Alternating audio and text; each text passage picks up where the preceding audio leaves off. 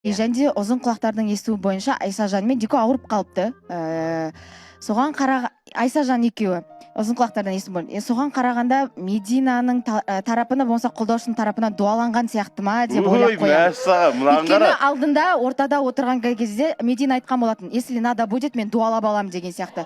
Сол тараптан қарасам, Медина мен кіммен Айсажан менен Дикор ауырып жатқанына қарағанда екеуін бір дуалауға көшкен сияқтысың. Ойбай. Мәссаған. Кішкене Алладан қорсаңдаршы мына жерден. Ондай пікірді мен айтқан жоқпын. Дамир айтқан болады, Медина дуалауға қалай қарайсың деп. Мен дуалауға жаман қараймын. Тем более өзім кезінде енді намаз оқығаннан кейін, әке-шешем намаз оқығаннан кейін мен ондайға алысым. Өзім кезінде дегеннен кейін пауза жасамашы өтініш. Сен жаман қарағанмен сенің қолдаушыларыңшы, бәлкім сенің қолдаушыларың дуалап жатқан шығар, білмейміз ғой оны. Менің қолдаушыларым өзім сияқты адекватный.